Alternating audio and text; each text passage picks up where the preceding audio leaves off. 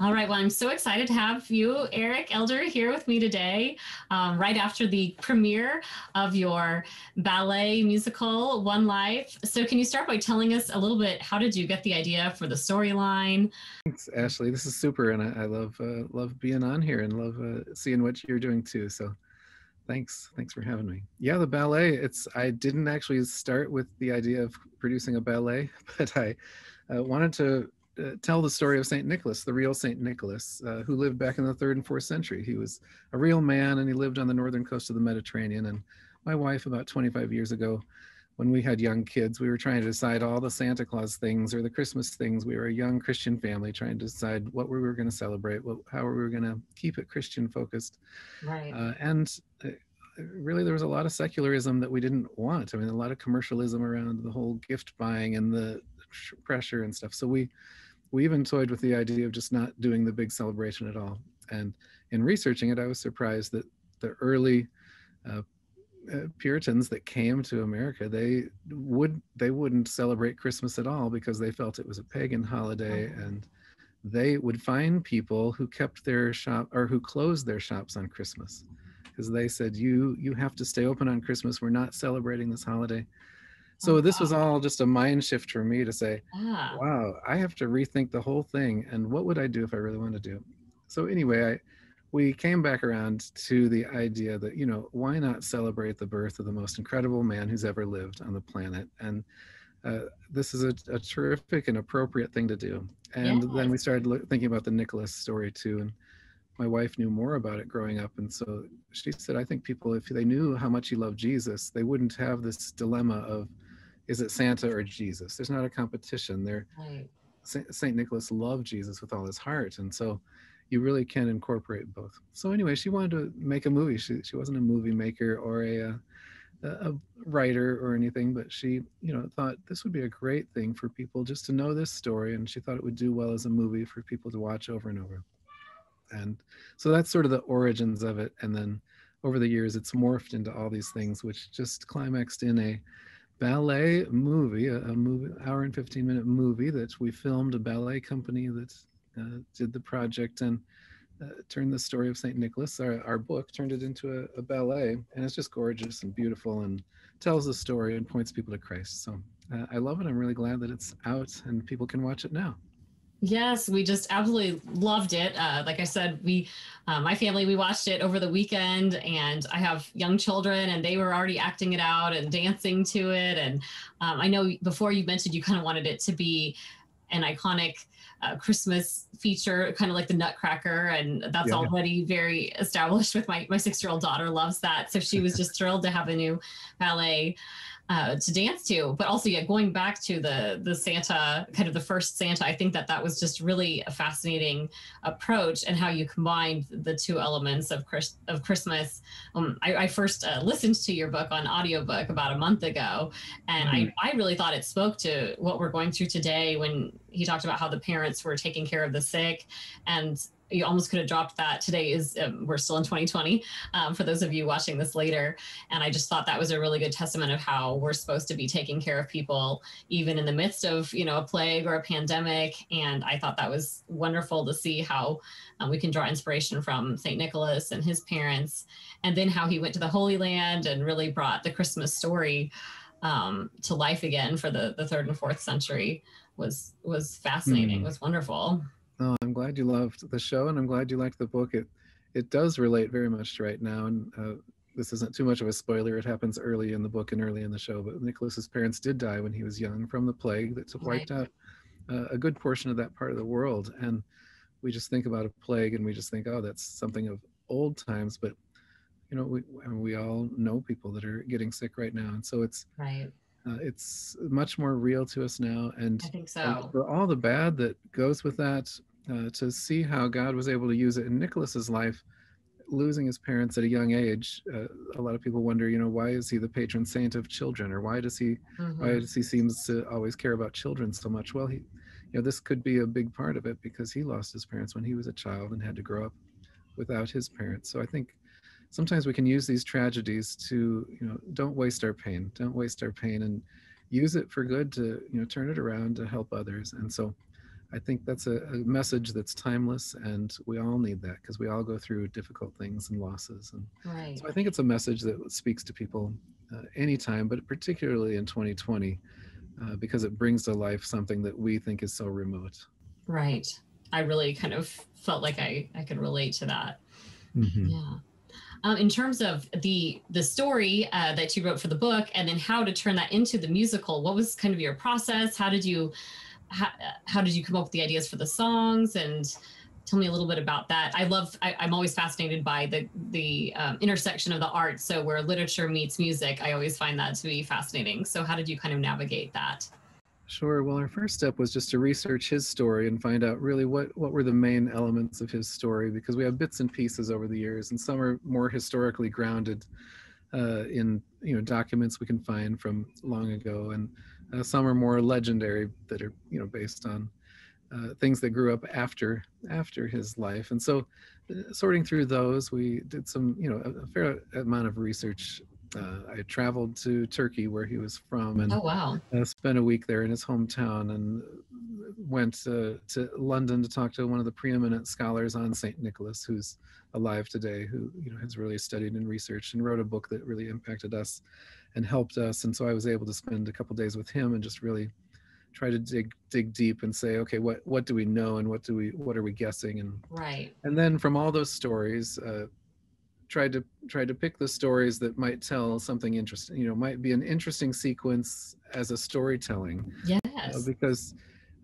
they're not all chronological necessarily in the historical record. They're just a story here and a story there. And so a part of it was just writing down the stories we thought would be most applicable to people today, and then stringing them together in a way. And we introduced a few characters, because a lot of the stories we have about Nicholas are just Nicholas. We don't have the other characters surrounding him. I was wondering about that. Like Ruthie, was she someone you came up with, or was there a... So I introduced three children, Ruthie, Sammy, and Dimitri, who are these three orphans that he meets in the Holy Land. But Nicholas is often portrayed in icons and things in the church world with three children, because he had one of his stories is that he brought three children back to life. They had been killed in an unfortunate way, and he prayed for them and they came back to life. And so I decided to introduce those three children, and I had him bring them back to life spiritually. So rather than the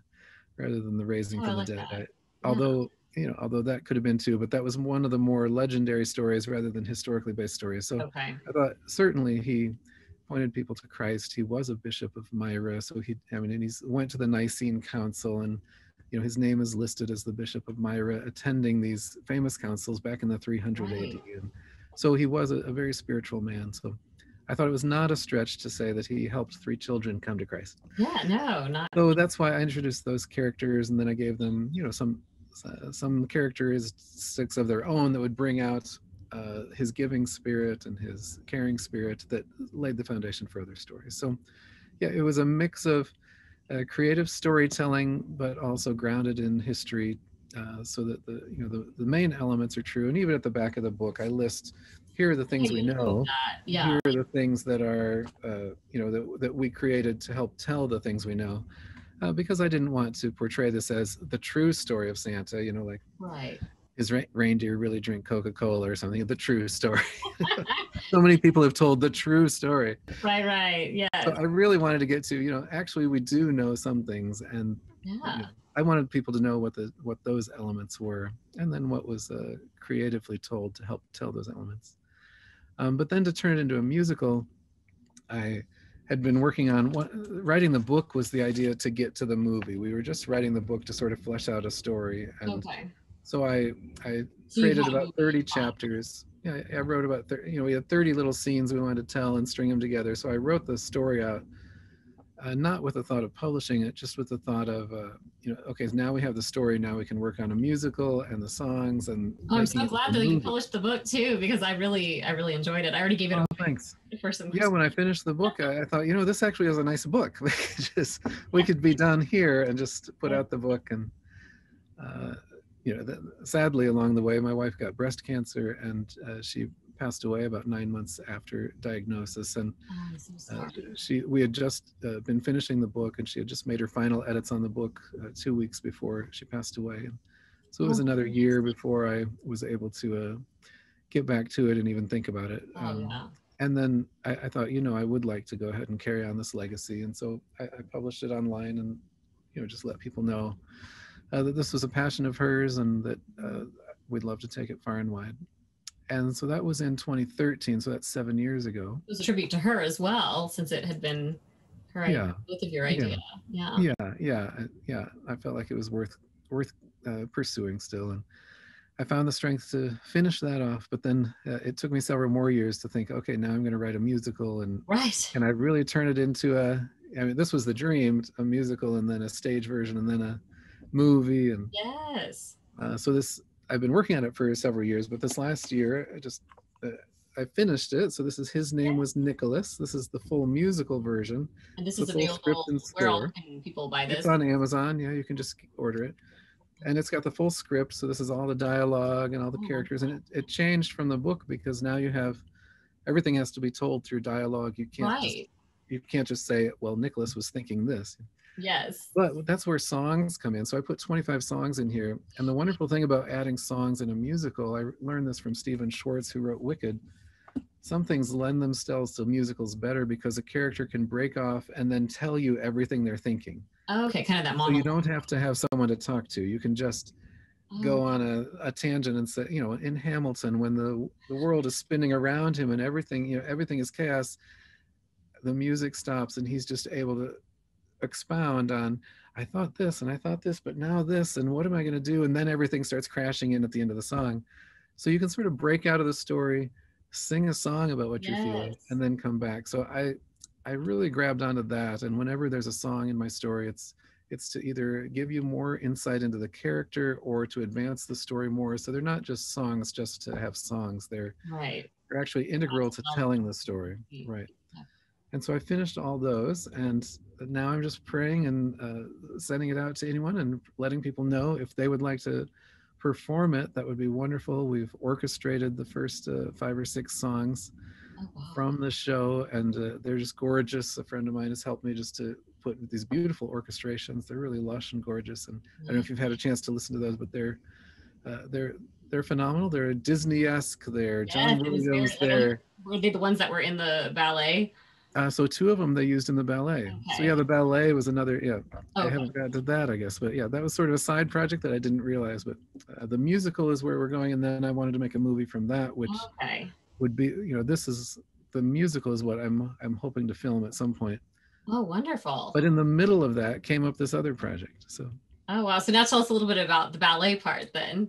So the ballet, a dance company in South Carolina found my book on Amazon. They were looking to do a new Christmas show, and they'd done the same show for 7 or 8 years. They loved it, but they said it was time to move on. And so she just typed into a Google search and Amazon search and said, a new story for Christmas. And my subtitle happens to be A New Story for Christmas, based on the old story of St. Nicholas.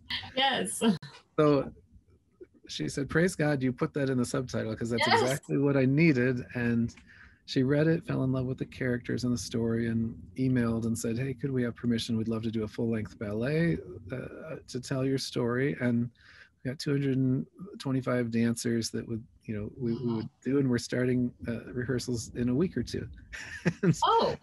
And I found out actually that they had already blocked out some of the scenes, and they were really hoping I said yes, because if they didn't, they said they're stuck to the safe ones like the Nativity and some things in case it didn't work out. But when was this? Was this a couple of years ago?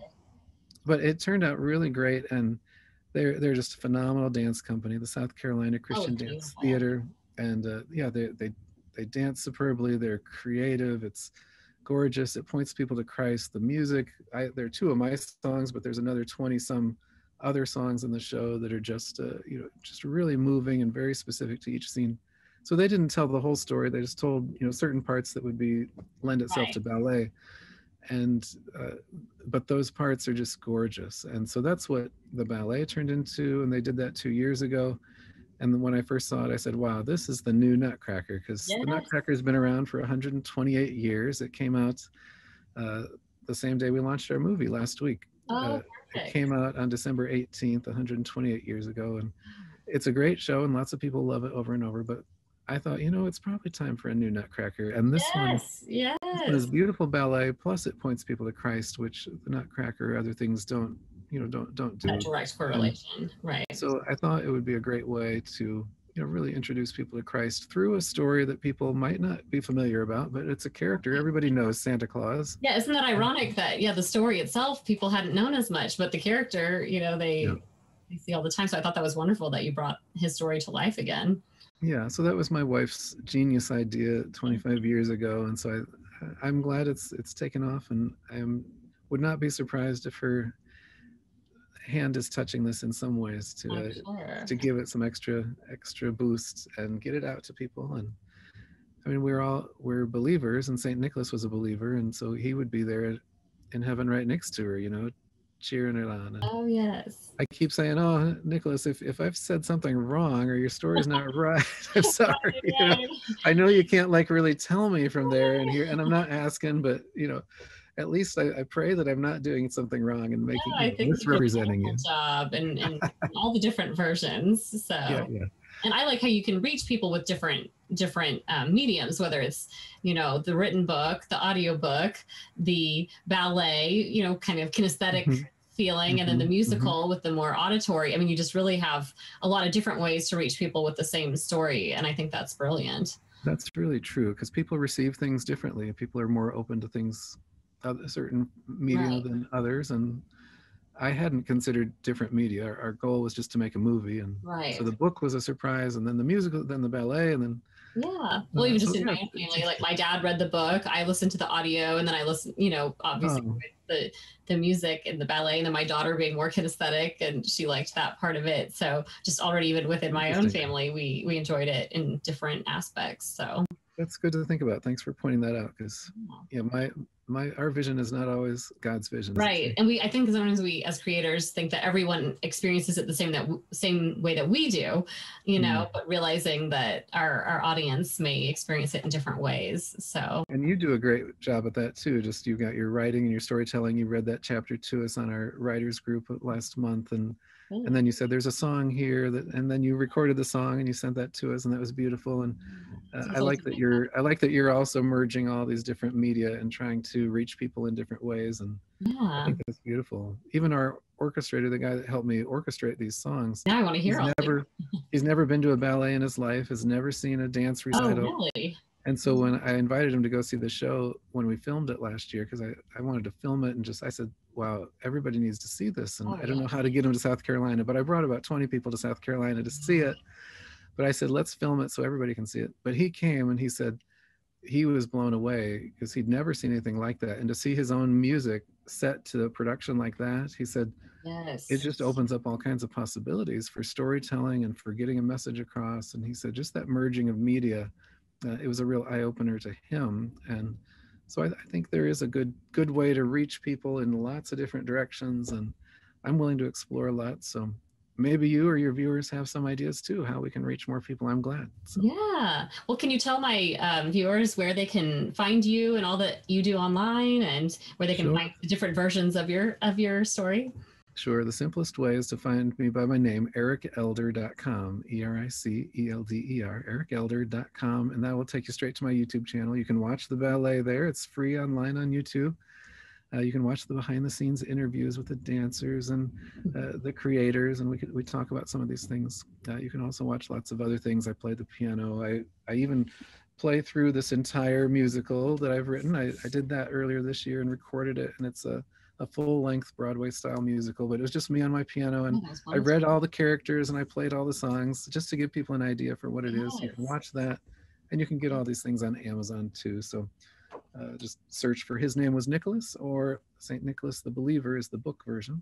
And thanks for giving me a chance to share about it. And there are stories that I hope everybody reads and loves and passes on to their friends and children and neighbors and everyone else. I don't have any grandiose plans to make a lot of money. In fact, it costs me a lot of money to film the ballet and do all these things and put it out for free. But I think the story is worth telling, and I want to reach as many people for Christ as I can. So if any of your viewers want to be part of that and want to help promote that and want to Yes. read the story themselves, but then also share it with people. I'd love any of these to be an annual tradition that people come back to again and again and create some new memories here. And I think 2020 is a perfect time for a reset and creating some new memories. Definitely. And we already started, that's already started to happen. So thanks for Good. providing that for us. I appreciate it. You're welcome. All right. Well, thanks again, Eric. Yeah, thanks, Ashley. I appreciate being on.